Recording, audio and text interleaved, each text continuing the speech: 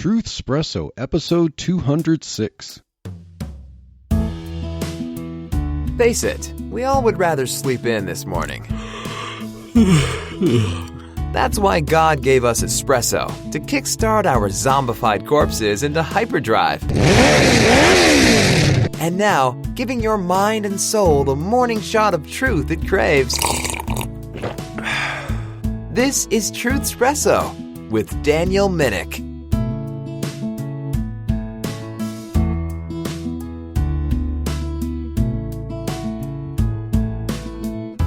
Well, hey there, and welcome to Truthspresso, and this episode of Truthspresso Express, where I chat about studies or news or such while I'm driving to or from work. I'm just pulling out of my parking lot, headed to another exciting day of software development. And I would like to continue a series that I started 2 Truthspresso Express episodes ago, answering the question, was Jesus a socialist? Now, if you're just tuning into this episode of Truthspresso and you notice that the title is Was Jesus a Socialist Part 3, and you haven't listened to Part 1 or Part 2, well, I would highly recommend that you check those out. Now, that's not to say that you wouldn't get some good information from this episode alone, but it definitely helps when you can get all the information, answer the question in full.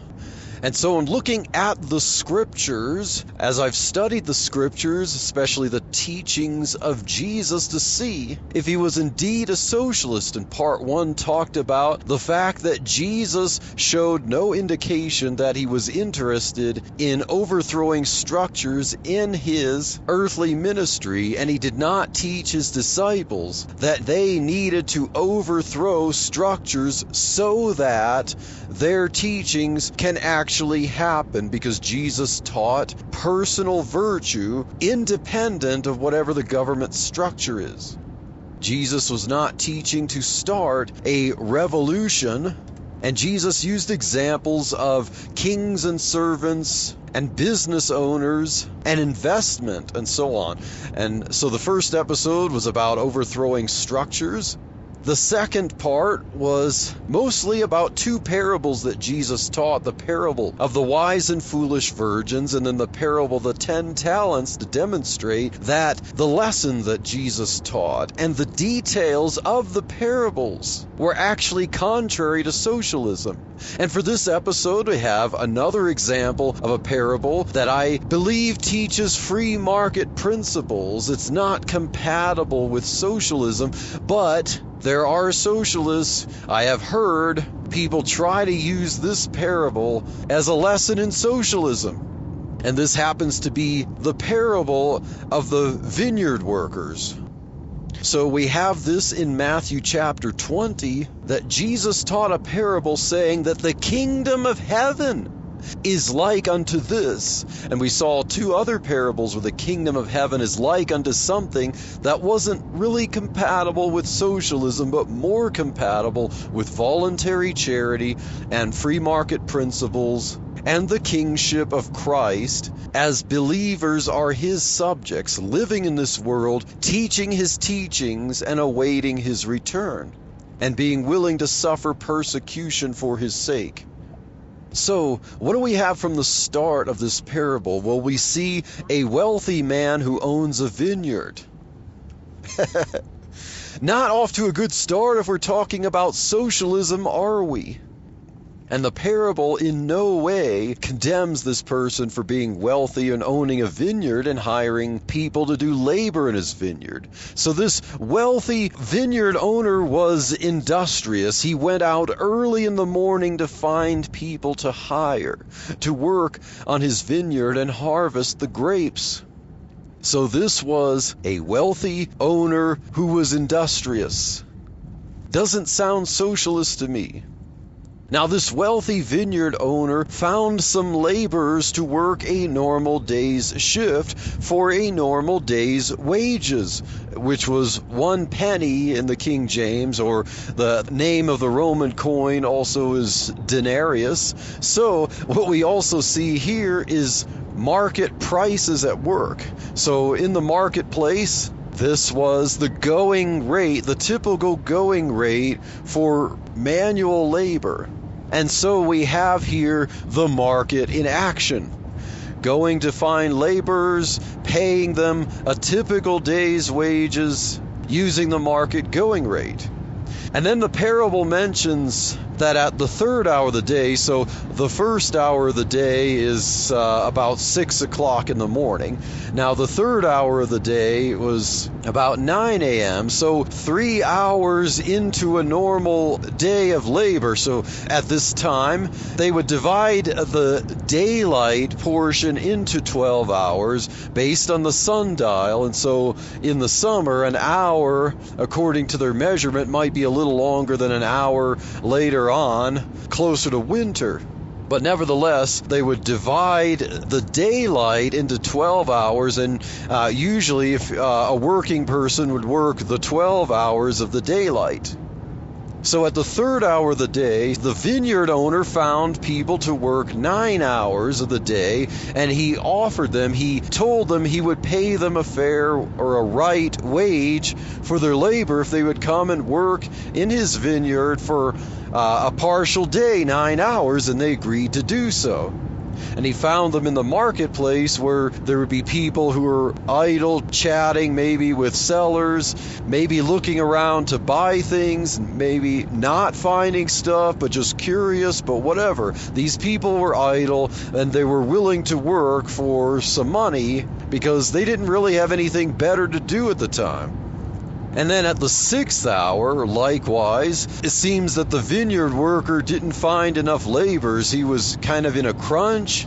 He needed a lot of work done, and the ones he found at the beginning of the day to work a full day's wages wasn't enough labor, and so he found people the 3rd hour. Now he found some more idle people in the marketplace at the 6th hour, and he told them he'd pay them rightly if they'd come and work at his vineyard for half a day's labor. And then, likewise, at the 9th hour, he found some more workers in the marketplace being idle, and he offered them right wages if they would come and work for 3 hours. And so these people were thinking, oh yeah, I have nothing better to do. I could just do a little bit of labor and get a little bit of money. And then finally at the 11th hour, which is likely where we get the expression at the 11th hour. If something happens right at the last minute or at the last hour, this is really crunch time here. At the 11th hour, we likely get it from this parable here. So at the 11th hour, the vineyard owner really needs just that little bit of labor extra, finds some idle people and says, hey, come work for an hour and I'll pay you rightly. And yeah, who doesn't want to earn a little bit to do a little bit of work at the end of the day? Like, who else is going to hire them? So hey, let's do that. It's the cool of the day. So at the end of the day, the vineyard owner has his manager call the laborers from the vineyard over to line up, and he will give them the pay that he said he would give them. And they line up where the ones who arrived last are in front, and those who worked the shortest get their wages first, and then those who, all the way down the line until the earliest workers.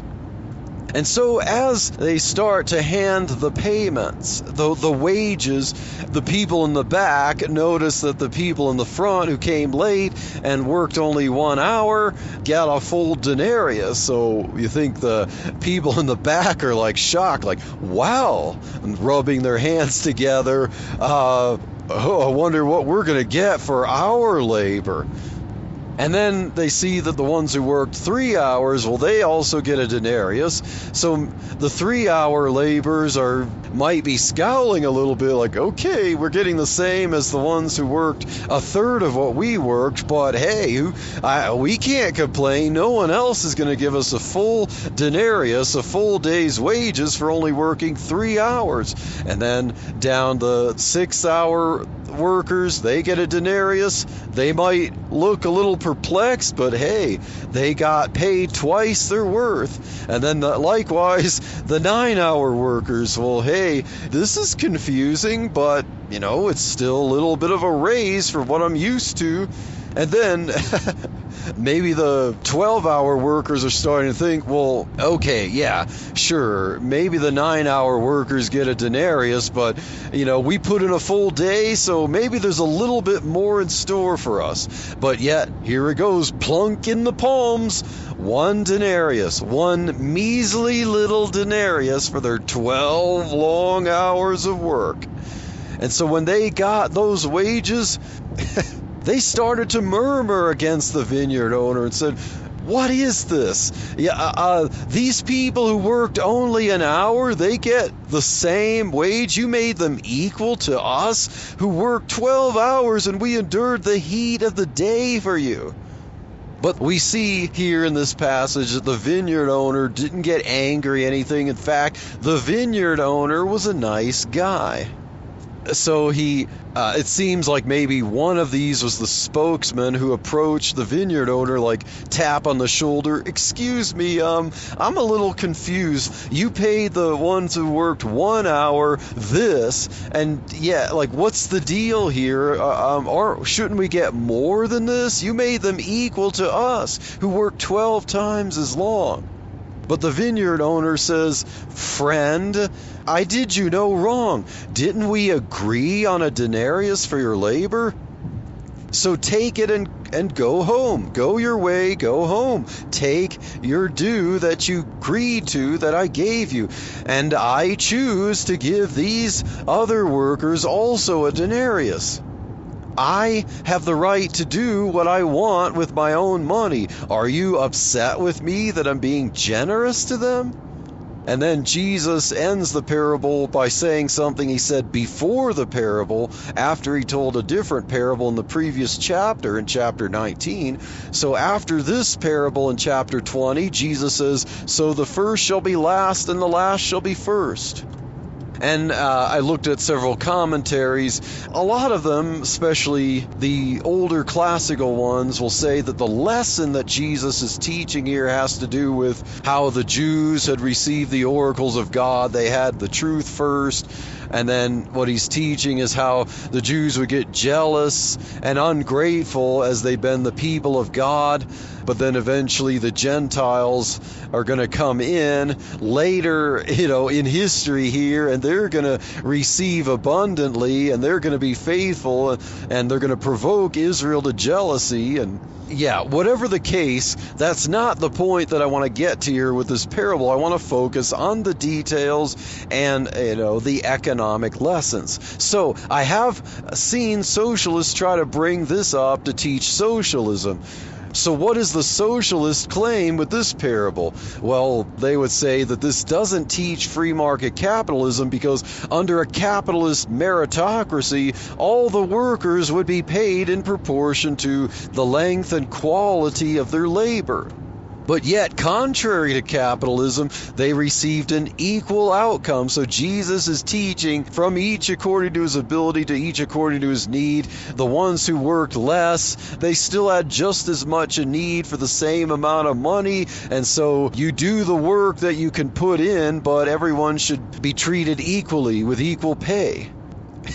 You show me a socialist who works 12 hours in a day, who isn't going to get upset like the workers here who agreed to a denarius. They're likely going to say it's not fair, but hey, let's look at some free market observations for why this parable is definitely not socialistic. So the first point of observation that I made from this parable, remember this is a wealthy vineyard owner. And so the first point is that this parable teaches or at least agrees with the legitimate concept of private property.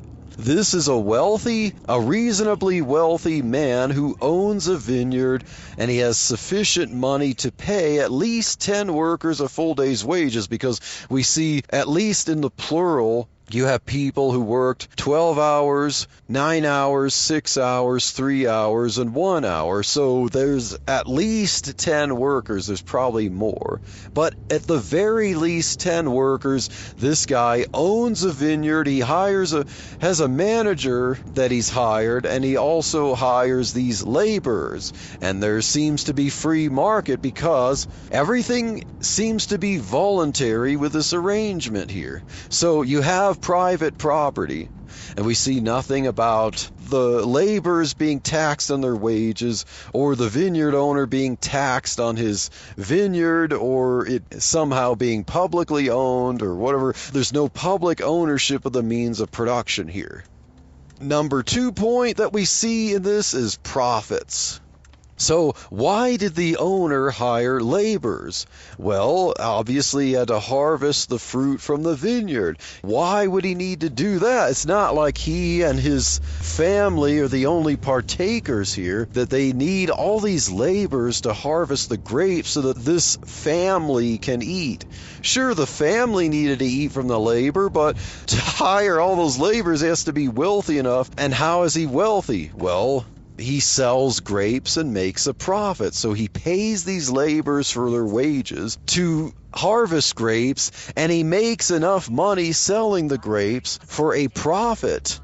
The Marxists especially would probably be upset that this is greedy profiteering, that there should be no profits, that this vineyard owner is exploiting the laborers, because really there should be no profits. It should be break even, basically. The laborers should really be co-owners of the vineyard. So we have private property, we have profits. And this vineyard owner would have to make profits, or he wouldn't have enough money to pay the laborers and also to bargain for more and not know if he's going to get more. The third observation is contract agreements here. Voluntary contract agreements. This parable clearly teaches these voluntary arrangements, because to the first group, the 12-hour workers, the vineyard owner agreed, the workers and the vineyard owner agreed to be paid in denarius. Now, all were said about all the other workers who worked less than a full day's wages, that the vineyard owner told them he would pay a right wage. He would give them the right amount, and that was good enough for them. And both sides in this upheld their end of the agreement. The laborers worked, the vineyard owner paid them for their wages. But think of the socialist who might think things are unfair. Think of the support for protests, labor unions and protests. This isn't fair. I deserve to be paid more. A lot of socialistic thinking workers will be. This is not enough. Think, they would be supporting the 12-hour wage earners there and say, this is unjust, you're exploiting me, we're doing all this labor and this is all we get. Let's picket and protest outside. Let's unionize and coerce the vineyard owner to pay us more. But yet you don't see that. Jesus isn't supporting unionizing and protesting here. The 12-hour workers protested, and the vineyard owner was kind to tell them, we agreed on this. And that's free market capitalism here. That's the free market at work. We agreed on this, so don't complain if you get what you agreed on. Socialists constantly believe that voluntary work arrangements are often exploitative. The owner is exploiting these workers regardless of the fact that they had voluntary arrangement. Now, the fourth and final observation point I want to make is supply and demand. So why in this culture would the vineyard owner be looking for other laborers after he found the first group? At the beginning of the day, he needed more laborers. As the day went on, he kind of discovered this is not enough work. This is not enough hands to get all the harvest that I need. Perhaps this was crunch time at the end of the harvest, and he wouldn't be able to make enough profits for the year to keep his business, so he has to hire more laborers. And one could see that the labor pool would shrink during this time of the day. As the day drags on, labor is more scarce to find. And so the vineyard owner realizes that to get people who are willing to work in his vineyard, especially when all the other full days laborers are likely working other jobs, those who are willing to work a part of a day are going to have, a good wage there. So it's going to be harder to find workers later in the day, idle people who are available and willing to work. Thus, as human capital decreases, the supply of human capital decreased, and the demand for that labor is there, the cost of that labor would increase. And it seems that the vineyard owner recognized these concepts of supply and demand. And now finally, I parked at work here.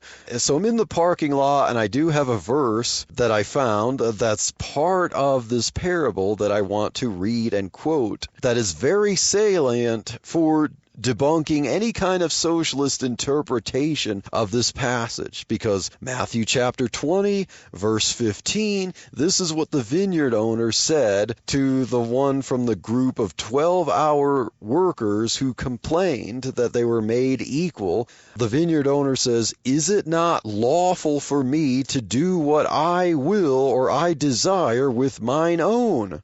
Is thine eye evil because I am good?" So this was voluntary. The vineyard owner voluntarily paid these other workers more than their labor seemed to be worth, at least to the 12-hour laborers. But he says, "Is it not lawful for me to do with my own money?" Socialists probably don't like that very well, that this was indeed the vineyard owner's vineyard. He owned it, and likewise the money that he had, he owned it, and it was his right to dispose of that money, to give it, to pay it out as he wished, provided he didn't break the agreements that he had with the laborers. So this parable teaches free market principles in spades: private property, the right to profits, enforcing contract agreements, and the effects of supply and demand on labor and wages. And it is indeed lawful for one who owns money to be able to do with it as he owns. And so that's the end of this episode of Truthspresso, and stay tuned for more episodes of Truthspresso, and God bless.